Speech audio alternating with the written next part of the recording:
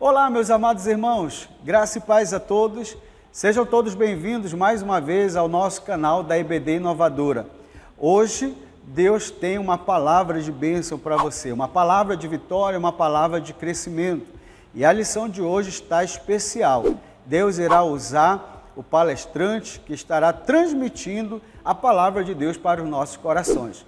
Então, sem perda de tempo, vamos lá para mais uma lição da nossa Escola Bíblica Dominical.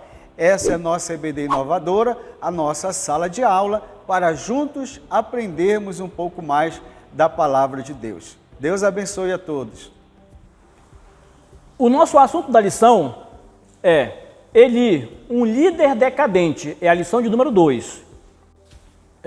A gente vai observar aqui que o nosso texto áureo, ele está embasado no primeiro livro de Samuel, capítulo 2 e o versículo 30, diz assim: portanto, diz o Senhor Deus de Israel, na verdade, dissera eu que a tua casa e a casa de teu pai andariam diante de mim perpetuamente. Porém, agora, diz o Senhor, longe de mim tal coisa, porque aos que me honram, honrarei, porém, aos que me desprezam, serão desmerecidos. Isso aqui é a mensagem de Deus para Eli, por meio de um profeta. Então esse aqui é o nosso textuário, é o nosso versículo que, de certo modo, ele compacta tudo dentro do texto bíblico. A nossa verdade prática diz: a obra de Deus não pode ser feita leviana e descuidadamente. É para ser feita com responsabilidade e não com descuido, com leviandade. E vamos começar falando do sacerdote Eli. O nosso primeiro subtópico, ele traz: quem foi Eli? E tem um versículo que diz assim, primeiro livro de Samuel, capítulo 2, versículo 22, onde estou lendo. Era, porém, Eli já muito velho e ouvia tudo quanto seus filhos faziam a todo Israel e de como se deitavam com as mulheres que serviam à porta da tenda da congregação. Olha como começa o versículo aqui, sobre a descrição sobre quem é Eli. A gente vai agora observar quem é Eli. Eu fiz aqui algumas anotações que são importantes para a gente poder entender um pouco sobre quem é Eli. E a gente pode observar que Eli é alguém que julgou a Israel por 40 anos. Ele desenvolveu a sua vida administrando, julgando Israel, só que ele cometeu um detalhe, um ponto negativo que isso se tornou desfavorável a ele, obviamente, porque era um ponto negativo. Ele, mesmo julgando Israel por 40 anos, ele não teve o mesmo cuidado, ele não julgou a sua casa, ele não parou para observar a sua casa. É como se ele dissesse, vamos ver no que vai dar. Então ele teve esse ponto negativo, teve pontos positivos, mas também teve pontos negativos. Isso é muito parecido com os dias de hoje.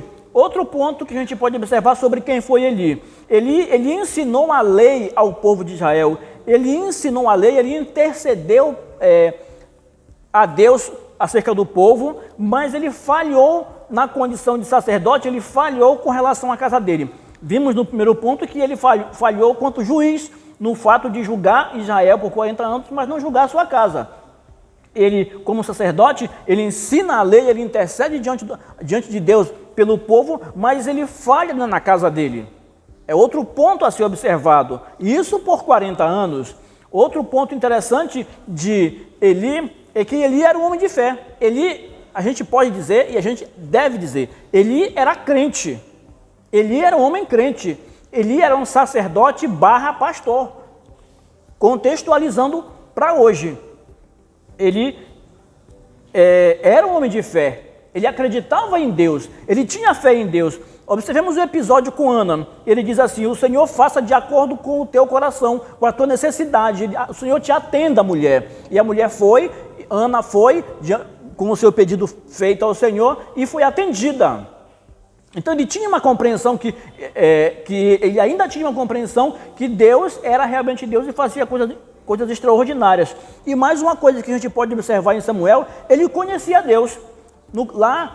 Ou melhor, em Eli, eu disse Samuel, mas nesses detalhes aí, com relação a julgar Israel, com relação a ensinar a lei, com relação a ser homem de fé, eu estou me referindo a Eli. Se eu citei Samuel, entendam como Eli. Eli também conhecia Deus.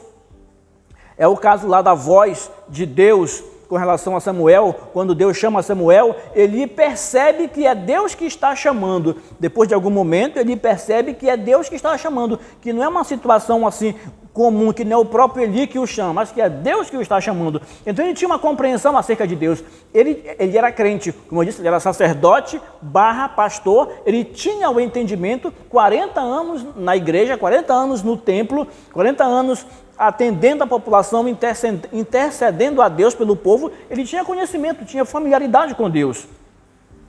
Mas isso tudo não impede que Eli tenha sido um pai omisso. Isso tudo não impede que Eli tenha sido um pai omisso. Por quê? Porque todo mundo sabia da situação, a gente observa isso no texto bíblico, que todo mundo sabia da situação, do que acontecia em Israel, todo o povo sabia, o povo comentava, mas ele não ligava, ele não reagia, ele não tomava providências, ele não tomava uma iniciativa.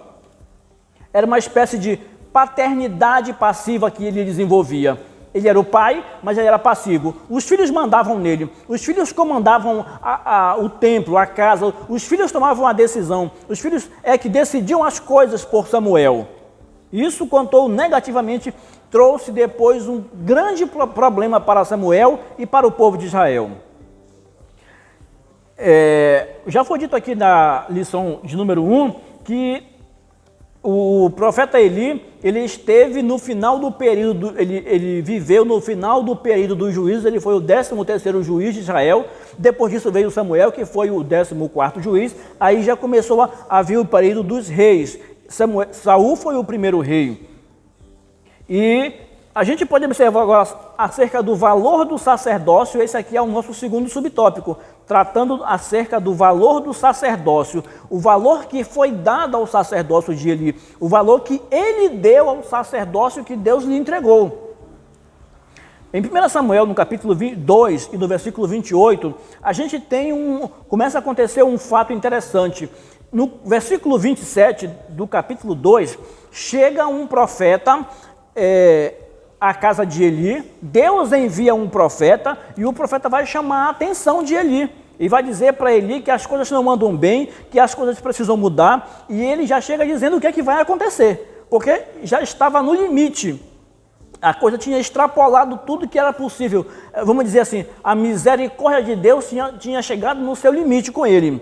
E possivelmente, a Bíblia não diz aqui, mas possivelmente não era a primeira vez que era chamada a atenção, até porque o povo comentava, e ele poderia perceber que o povo estava comentando algo negativo com relação à obra de Deus. Então, no versículo 27 diz que veio um homem de Deus a Eli e disse: assim diz o Senhor, não me manifestei na verdade à casa de teu pai, estando eles ainda no Egito, na casa de Faraó. Ou seja, o profeta vem dizendo: eu tirei vocês todos, o povo de Israel, lá do Egito, lá das mãos de Faraó, e eu escolhi a tribo de Arão, a tribo de Levi, o sacerdócio de Arão, uma tribo específica para desenvolver o sacerdócio, e tu estás nesta relação de pessoas para desenvolver o sacerdócio. Eu te escolhi para fazer esse serviço ali. E o que acontece? Acontece que no versículo 29, olha o que ele vai, no versículo 28, Deus vai tratar exatamente sobre essa situação, sobre a importância que ele dava ao sacerdócio. Ele acabou dando uma importância muito baixa, vamos dizer assim, ele tinha quase que zerando a importância do sacerdócio, daquilo que Deus tinha dado para ele, do sacerdócio, do pastorado, porque vemos Eli como sacerdote / pastor, assim como hoje os sacerdotes / pastores, que importância eles têm dado ao sacerdócio que Deus lhes deu, ao pastorado que Deus lhe deu.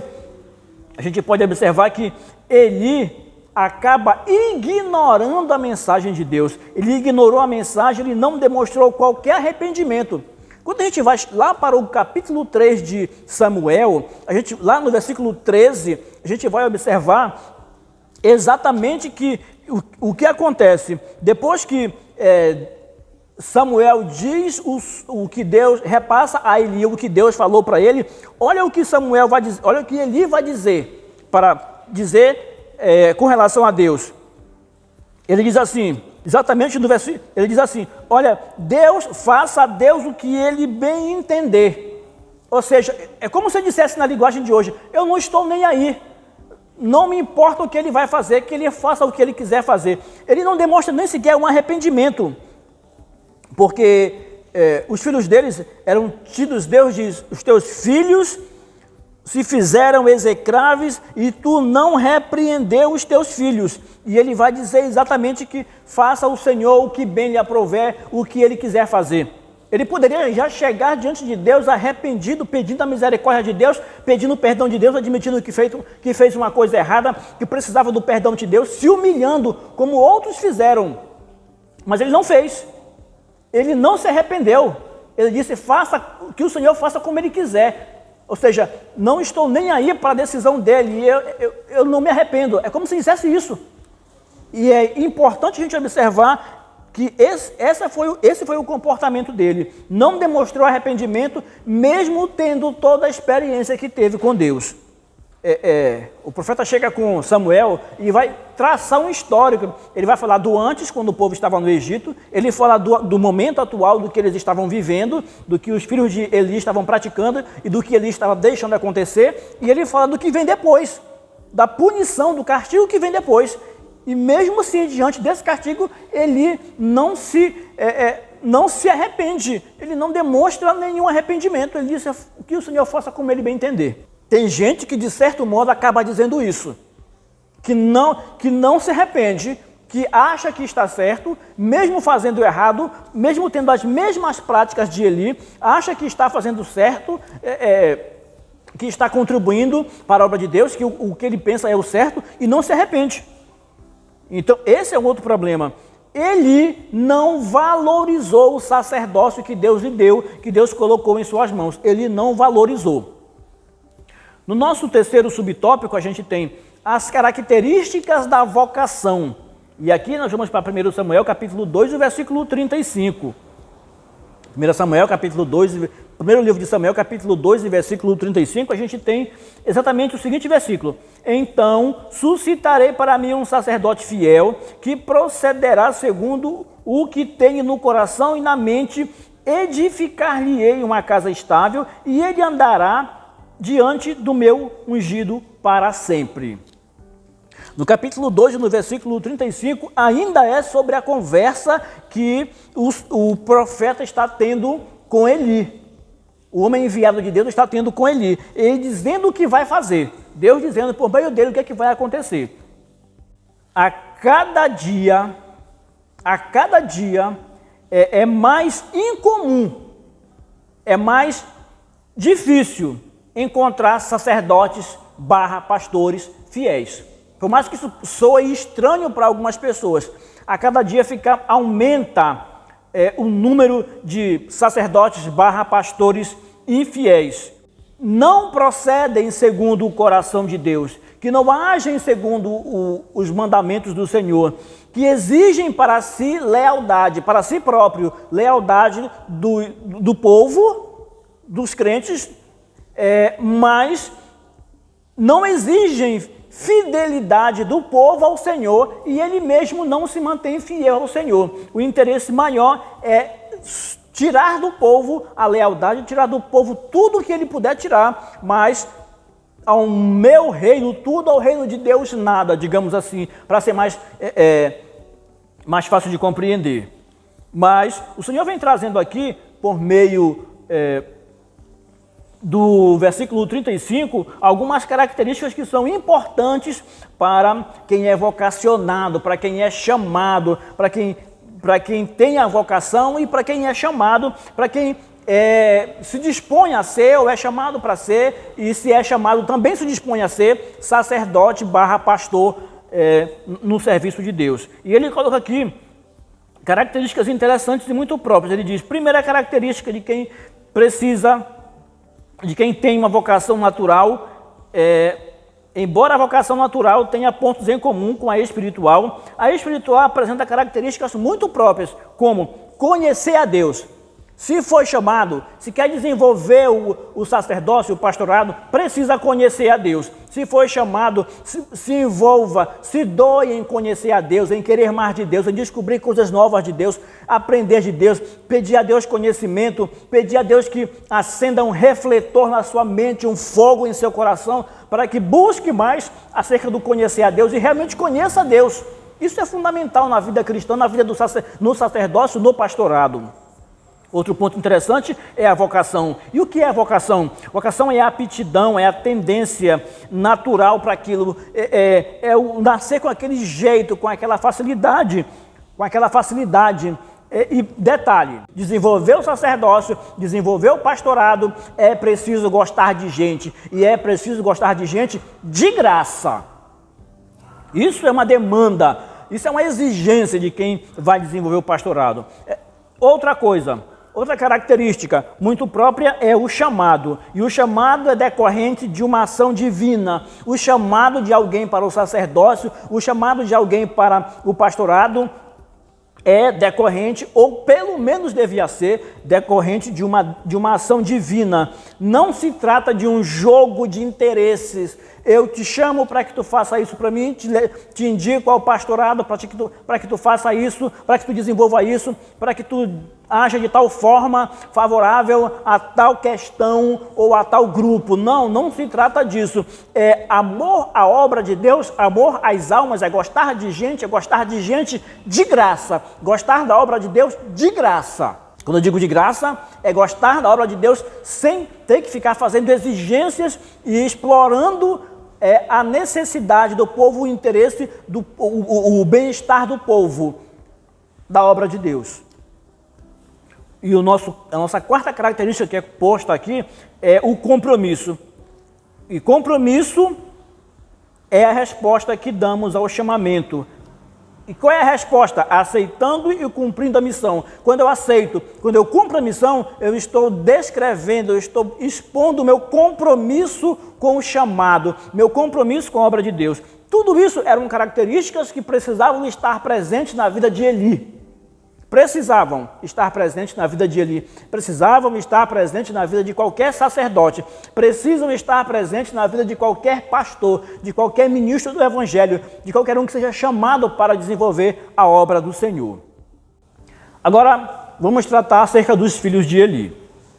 A gente tem aqui que a desobediência dos filhos de Eli, e vale ressaltar que essa desobediência dos filhos de Eli à palavra de Deus, somada à negligência de seu pai, provocou uma verdadeira tragédia familiar e tragédia nacional. Eu volto a destacar, os filhos de Eli, Hofni e Finéias, eles eram sacerdotes, e eu digo pastores. Eles eram sacerdotes, todos dois. E eram filhos de sacerdotes. Eles eram sacerdotes, contextualizando, pastores. Eles eram filhos de sacerdote, contextualizando, pastor. Então, filho de um sacerdote que também foi elevado a sacerdote, porque era assim que funcionava naquele período. Agora vamos ao primeiro subtópico, mau testemunho. 1 Samuel capítulo 2, versículo 12. Eram, porém, os filhos de Eli, filhos de Belial, e não se importavam com o Senhor. Olha o que diz o versículo 12. Eram, porém, os filhos de Eli, filhos de Belial, e não se importavam com o Senhor. Isso é o que diz a Bíblia. Eles eram filhos de Belial, eram homens perversos, eram pessoas sem qualquer valor moral, requisito moral para desenvolver aquele chamado, aquela função. Eles não se importavam com o Senhor. Eles não tinham preocupação com Deus. A gente vai observar a partir de agora que o que eles faziam caracterizava muito bem isso. Eles não se importavam com o Senhor, eram perversos mesmo. E eles não se importavam com o Senhor, assim como o pai deles também, de certo modo, não se importava com o Senhor. A partir de certo tempo, ele não mais se importava com o Senhor. Por quê? Porque ele se beneficiava das más práticas dos filhos. A gente vai poder enxergar isso aqui, logo aqui adiante, na sequência do versículo, do texto que a gente tem aqui. E como é que a gente pode observar isso? A gente vai observar isso exatamente aqui, no versículo 14 do capítulo 2. Olha o que diz aqui, o versículo 12 eu acabei de ler, e o versículo 13 já vai discorrer a prática dos filhos do sacerdote Eli, que também eram sacerdotes, a prática dos filhos do pastor Eli, que também eram pastores. E o que é que diz no versículo 13? Porque o costume daqueles sacerdotes, deles dois, o que é que eles faziam? O costume deles com o povo era que, oferecendo a alguém algum sacrifício, vinha o moço do sacerdote, o auxiliar, estando-se cozendo a carne com um garfo, e com um garfo de 3 dentes em sua mão, eles enfiavam na carne, e o que vinha preso no garfo era deles, era do sacerdote. E ele ia fazendo isso em cada vasilha, em cada taxa, em cada panela, ele ia enfiando o garfo e o que vinha era deles. Como é que acontecia isso? A gente pode observar o seguinte: Hofni e Finéias, eles instituíram um modo muito particular de ministrar no templo, de ministrar na casa do Senhor. Esses pastores desenvolveram um método muito próprio, muito deles, de ministrar na casa de Deus. E esse método, essa maneira de ministrar era contra a lei de Deus. Hoje existe a mesma coisa, gente desenvolvendo métodos de ministrar na casa de Deus que são totalmente contrários à lei de Deus, batem de frente com a lei de Deus e afrontam a lei de Deus, mas eles fazem porque querem fazer, porque têm os seus próprios interesses, da mesma forma que os filhos de Eli tinham os seus próprios interesses. Eles eram sacerdotes, e eu vou dizer sempre, sacerdotes / pastores, e eles... Olha o que eles faziam, entre outras coisas. Eles se prostituíam na casa de Deus com as mulheres que trabalhavam na casa de Deus, que estavam envolvidas na obra de Deus. E faziam isso também na casa de Deus. Isso é muito próprio de hoje, de muitos casos hoje. A gente vê hoje nos meios de informações tecnológicas que a gente tem por aí disponíveis, como está o mundo hoje evoluído, que de certo modo está caminhando ou já é comum. É errado, mas se torna comum. E é importante a gente observar que era a mesma prática dos filhos de Eli, a mesma prática. A gente vai poder observar também que lá no livro de Levíticos, no capítulo 7, entre os versículos 30 e o versículo 34, tem uma determinação de Deus muito clara. Ele está dizendo que a parte que toca para o sacerdote e a parte que toca para o ofertante e a parte que é para o Senhor. Isso já vem determinado lá no livro de Levítico. E ele diz em Levítico 7 que a parte que toca para o sacerdote era o peito e a coxa. Essa parte era do animal oferecido. Essa parte já era do sacerdote. Essa era a parte dele. Observe que não era uma parte de segunda. Era uma parte interessante. E em Levíticos, no capítulo 17, a gente vai também poder observar, em Números 18, que a gordura, a parte gorda, era do Senhor. Aquela carne com gordura era separada e aquela gordura era queimada ao Senhor. Era a parte de Deus. Era a parte que era queimada ao Senhor.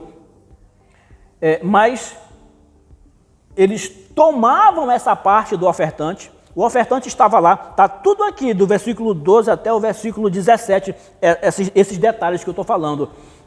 Só para poder a gente andar mais rápido, você pode conferir na sua Bíblia, que eu creio que já está, ainda está aberta aí. Então, o ofertante estava ali para o sacrifício, o animal já tinha sido imolado, morto, e a parte do sacerdote tinha sido tirada, o peito e a coxa, e agora ele ia para a parte de queimar a oferta a Deus, e aquela carne com gordura, o auxiliar do sacerdote chegava lá e dizia que ia levar, e o ofertante falava assim: não leva ainda. Deixa que primeiro eu queime a gordura ao Senhor. Ele disse: não, eu vou levar. E se tu reclamar, eu vou levar à força. É isso que diz o texto bíblico. Eles tomavam aquilo que era de Deus. Eles afrontavam Deus. Esses eram os sacerdotes Hofni e Finéias.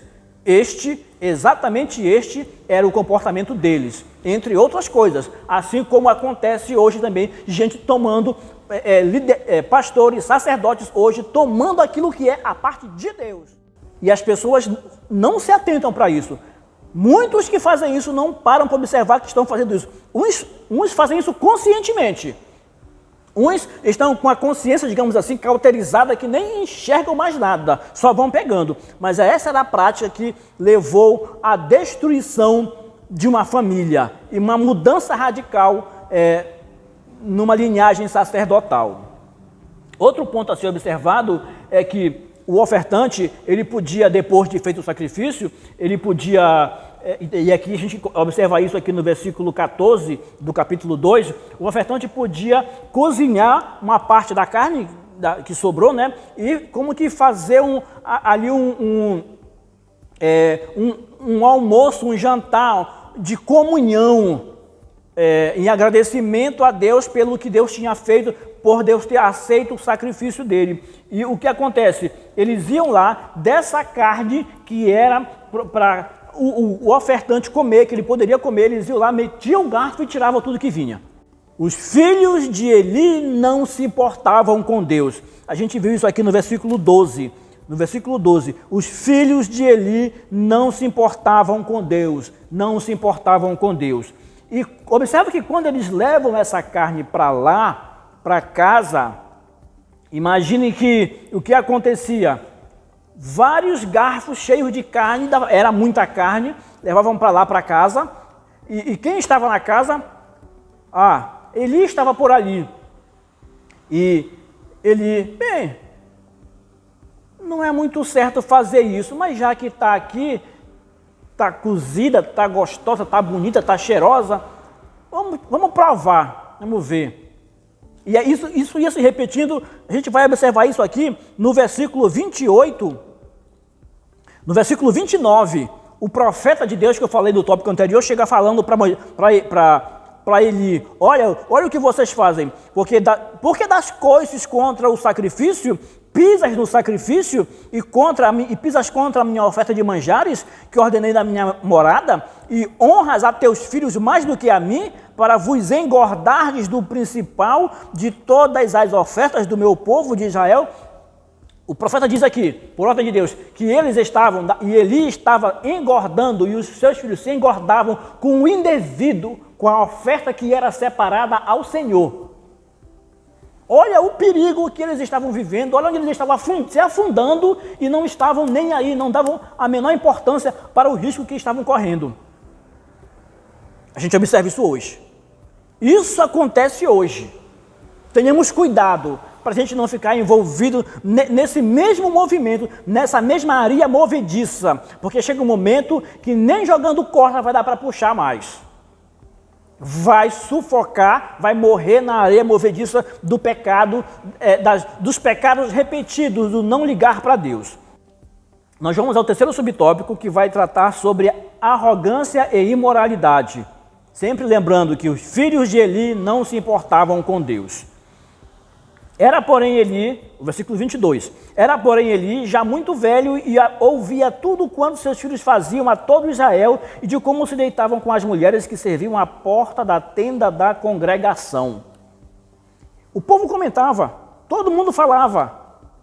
E o que Eli fazia? Nada. Esses pecados eram pecados morais. Eram pecados morais que os sacerdotes praticavam. Eram pecados morais que os pastores, como disse desde o começo, sacerdotes / pastores. Eram pecados que eles praticavam. Aí entra a fornicação, adultério, porque Finéias era casado. Então, e a prostituição cultural, porque eles prostituíam as pessoas, as mulheres que estavam ali trabalhando no templo.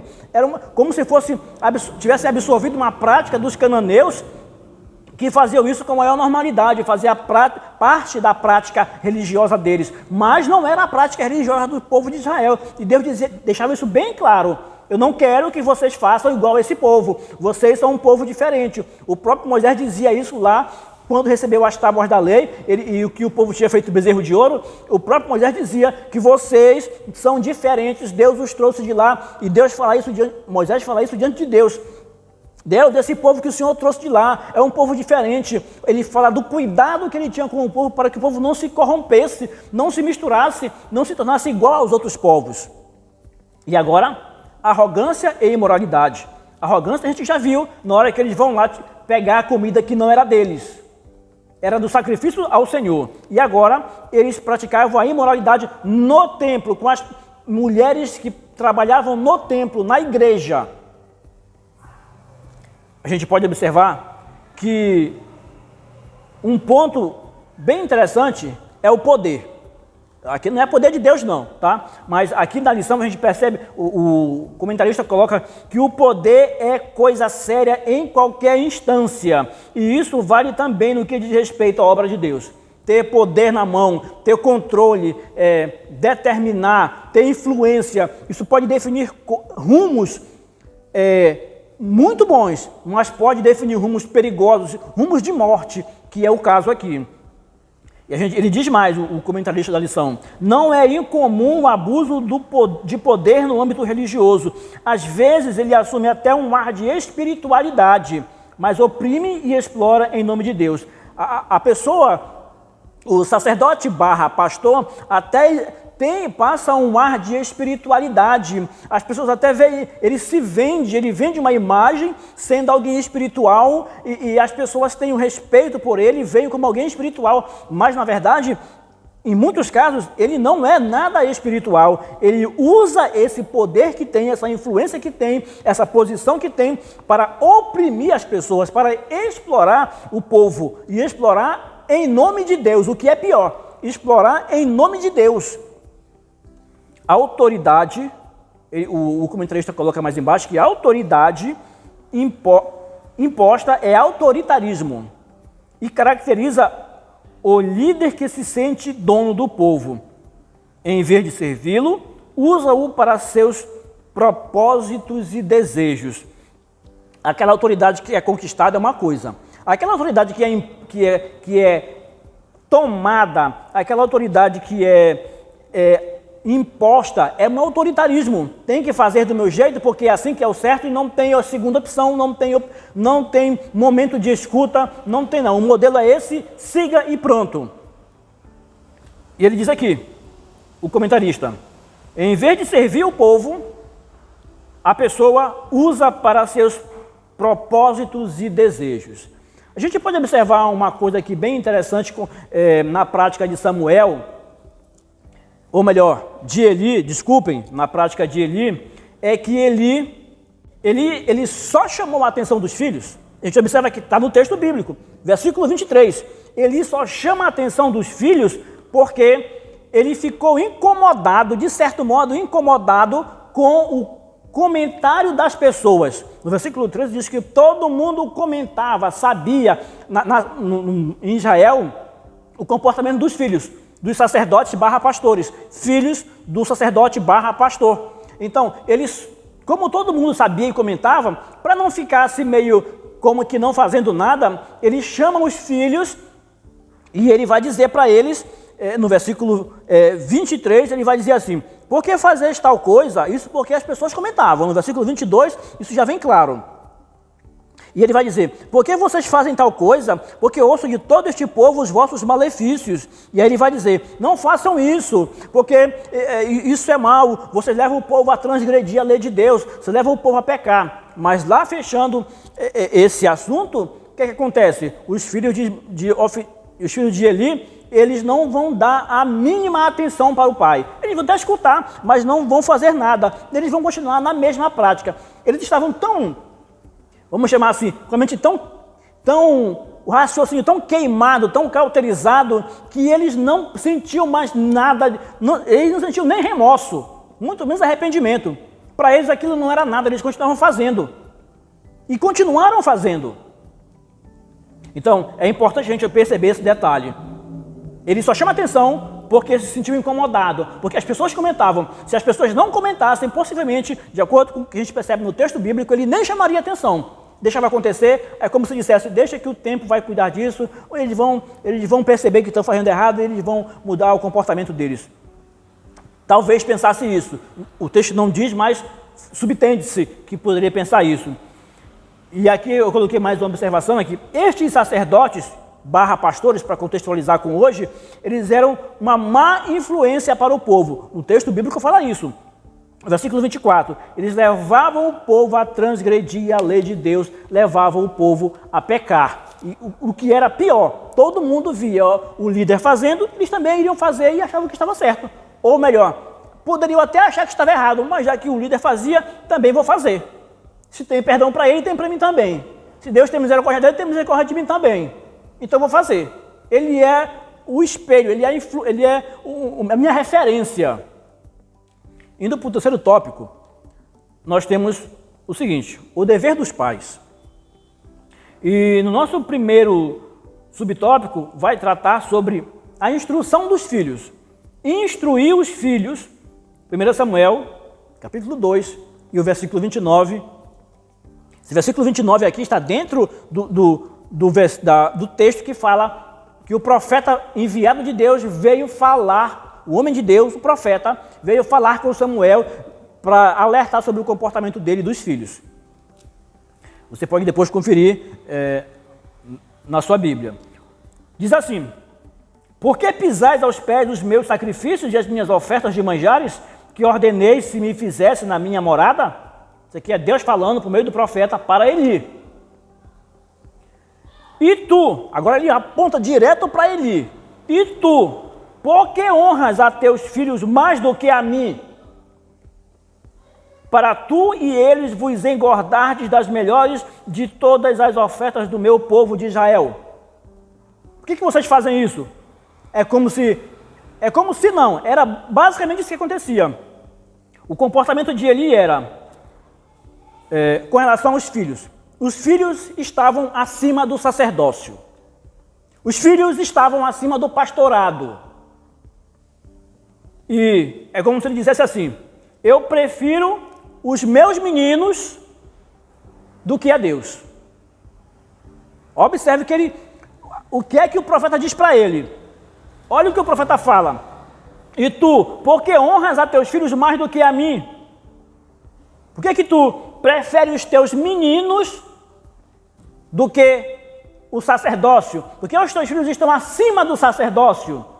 Para alguém que é líder, que desenvolve um sacerdócio, um pastorado, e ele que era líder de uma nação toda, ouve isso de Deus,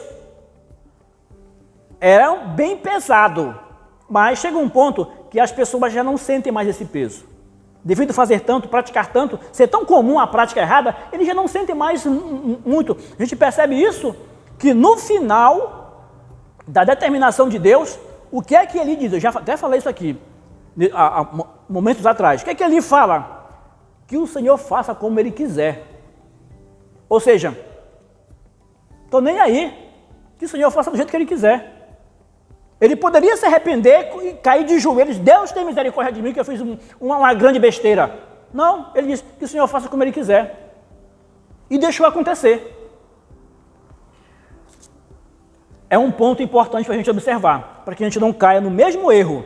Ah, mas não sou sacerdote, não sou pastor, mas a gente desenvolve em alguns ambientes da igreja ou qualquer outro ambiente, a gente desenvolve práticas que acabam sendo sacerdócios, pastorados. E para quem está efetivamente querendo exercer a função, exercer o pastorado, tem que ficar atento antecipadamente a isso. Eu já falei antes, nesse meio sentido, é como se ele dissesse, primeiro os meus próprios interesses. Meus interesses vêm primeiro, o sacerdócio vem depois. Meu enriquecimento vem primeiro, o sacerdócio vem depois. Minha casa vem primeiro, a sucessão vem primeiro, o sacerdócio vem depois. Meus interesses vêm primeiro. E o povo estava aí, vivendo da forma que queria viver, porque não tinha como controlar se quem iria controlar não se comportava nessa condição. A gente pode observar também que ele não podia dizer praticamente nada. Por quê? Porque ele comia junto a carne tomada lá do ofertante.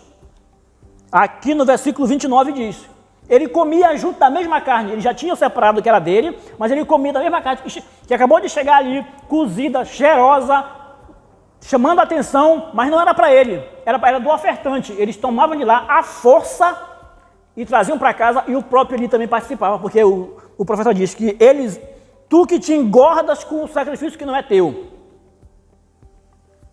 É perigoso isso, irmãos. É perigoso isso. É tão perigoso que a gente percebe o que vai acontecer depois. A gente observa que Eli se torna o pior de tudo. E por mais pesado que alguém ache, mas é assim que é. Ele se torna parceiro dos pecados dos filhos. Ele pratica os mesmos pecados que os filhos. Ele é uma espécie de coautor do pecado. Ele é conivente com o pecado. O filho rouba de lá, traz para dentro de casa e ele consome aquilo que foi roubado, junto com os filhos. É perigoso isso, eu já disse pela terceira vez. Só nesse momento aqui. Investir tempo na família é o nosso próximo subtópico. 1 Samuel capítulo 2, versículo 30. Diz assim: portanto, diz o Senhor, Deus de Israel, na verdade dissera eu que a tua casa e a casa de teu pai andariam diante de mim perpetuamente. Eles iriam servir ao Senhor, era uma família que estaria perpetuamente com o Senhor, no trabalho sacerdotal. Porém, agora, diz o Senhor, longe de mim tal coisa, porque aos que me honram, honrarei, porém os que me desprezam serão desmerecidos, esse é o termo, ou desprezados. A gente pode observar aqui uma coisa que pode quebrar alguns conceitos, ou algum conceito que é pregado, ou que alguém já pensa que é, ou que de certo modo é ensinado. E qual é o conceito? É que Deus é sempre fiel. Aí você pode pensar, mas irmão, como é que eu vou dizer para o meu aluno da escola dominical que Deus não é sempre fiel? Como é que eu explico isso? Pois é. Em que sentido? Como é que ele é sempre fiel? O que é que a gente... Ele tinha prometido que no nosso entender sobre fidelidade, que pode diferenciar um pouco do contexto da época, mas em linhas gerais caminha no mesmo sentido, ele disse que o povo estaria eternamente diante dele. Ele disse que a casa de Eli e dos pais de Eli andariam diante dele perpetuamente. A grosso modo, ele vai ser fidelidade de Deus com eles, e Deus está abençoando e é sucesso total. Só que aí ele diz, não vou fazer mais isso. O comportamento de vocês não se coaduna com o comportamento de quem eu chamei para ter uma vida de fidelidade perpétua da minha parte para com eles. E Deus, nesse momento, é como se Deus estivesse dizendo assim, que ele está desobrigado. Não é que ele é obrigado agora a ter que manter, ele está como que desobrigado de permanecer fiel à família de Eli, dado o comportamento daquela família, do pai e dos filhos. E o que ele vai fazer? Ele vai começar um extermínio, vai varrer da terra aquele pessoal. Por quê? Porque não é que eles simplesmente, porque pecaram vão ser exterminados. Não é porque pecaram exatamente, é porque pecaram e continuaram na prática do pecado, e mesmo com os avisos de Deus, eles não deram a mínima, eles viraram as costas para Deus. Não dava para continuar exercendo a influência sobre o povo do jeito que viviam. Deus tinha que tirar de lá. Então, Deus vai ser sempre fiel comigo. Deus vai sempre estar... Não, isso não funciona bem assim do jeito que às vezes pensamos. Pecamos, insistimos no erro. Observa a prática desse povo. Insistiram, mesmo avisados, não saíram da prática. Deus diz, não, para vocês parou. Eu não tenho mais compromisso com vocês. Vocês não estão mais sob a minha bênção, digamos assim. Ele diz, longe de mim tal coisa. Que coisa? Ser perpetuamente fiel. Longe de mim tal coisa, é o versículo 30 do capítulo 2, porque aos que me amam honrarei, porém os que me desprezam serão desmerecidos, desprezados, sairão da proteção de Deus. A gente pode observar que dentro desse pensamento, se eu sou constantemente infiel a Deus, deliberadamente infiel a Deus, Deus não vai se manter me abençoando constantemente como alguém pode pensar. A bênção de Deus, a graça de Deus, e aqui vamos, de certo modo, fazer uma aplicação improvisada, mas que faz sentido, ela não é barata. Ela tem um preço. Deus ama, mas espera aí, vamos entender como é que funciona isso. E aí eu faço uma pergunta, para a gente ir para o próximo subtópico, eu faço uma pergunta. Como é que nós nos comportamos, aqui aconteceu com Eli, como é que nós nos comportamos, como é que sacerdotes / pastores, ou como é que outra pessoa, como é que nós nos comportamos quando a prática do erro é apontada dentro da nossa casa? O que a gente faz? Como é que a gente reage? O erro foi apontado dentro da casa de Eli, por um profeta, por Deus. Como é que a gente faz? Como é que a gente reage quando isso é em nossa casa? A gente resolve o problema? A gente deixa para depois? A gente se omite? Ou a gente agride quem nos aponta a situação? É só para a gente pensar, para a gente raciocinar o que pode ser feito. Para a gente caminhar para o final, vamos ao terceiro subtópico e a aplicação pessoal. No nosso terceiro subtópico a gente tem estabelecer limites. 1 Samuel capítulo 2, versículo 34.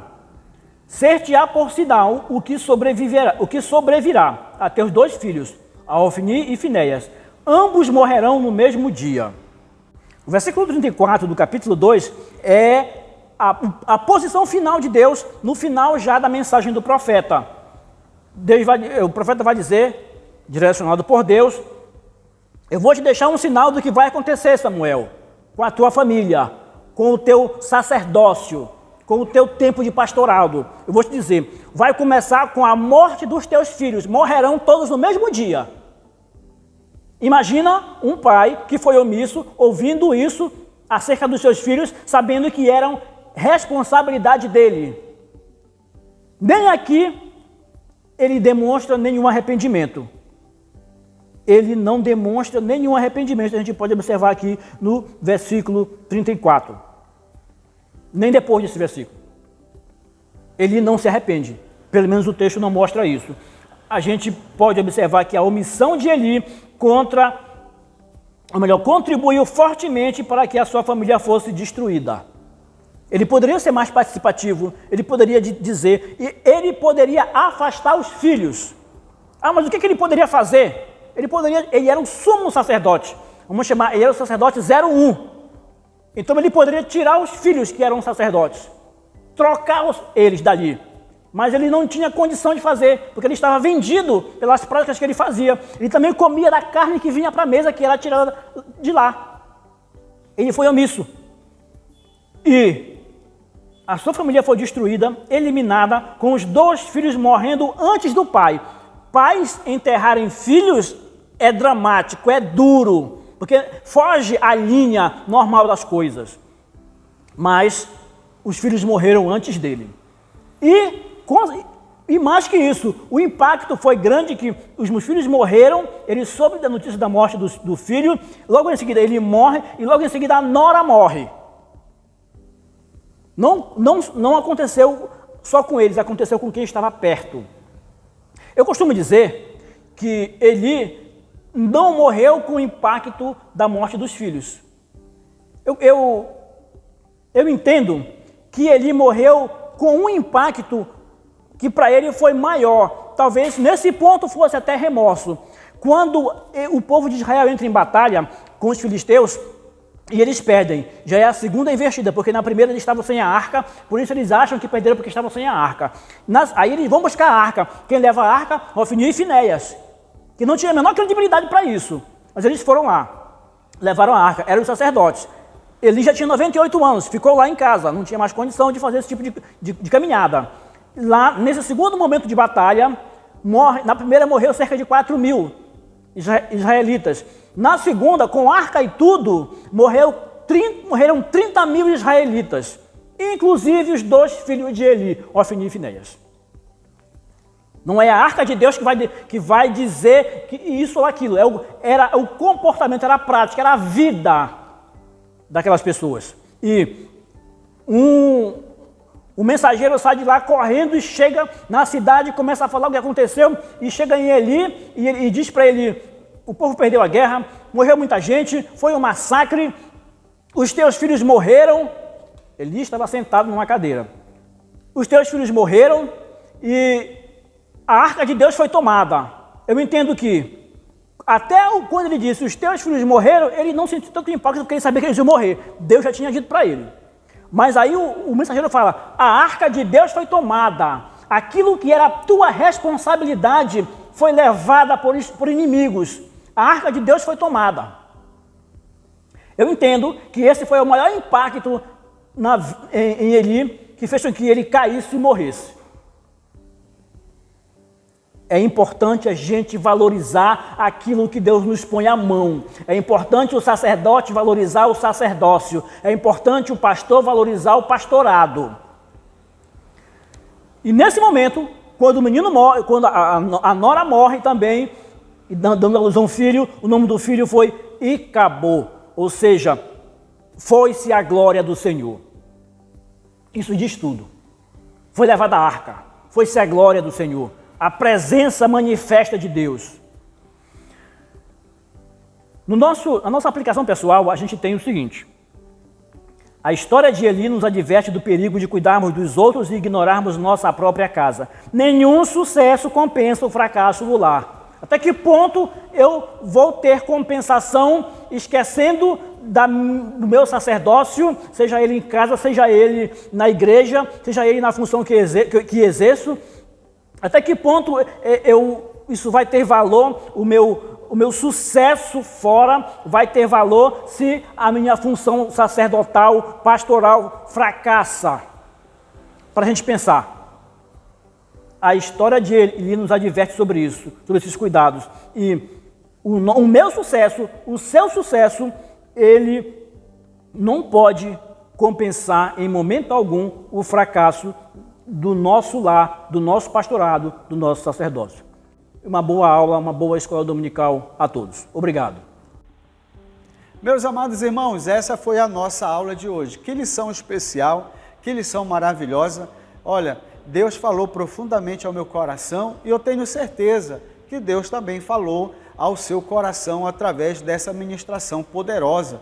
E eu tenho certeza também que Deus vai usar a sua vida para estar falando ao coração do seu aluno, impactando a vida do seu aluno. Então, muito obrigado por você estar conosco, muito obrigado por você fazer parte desse projeto e nós queremos pedir que você se inscreva no nosso canal, deixe o seu like, deixe o seu comentário, nós estaremos respondendo todos os comentários e juntos então nós estaremos aí construindo uma EBD inovadora, uma EBD de sucesso, uma EBD de resultado.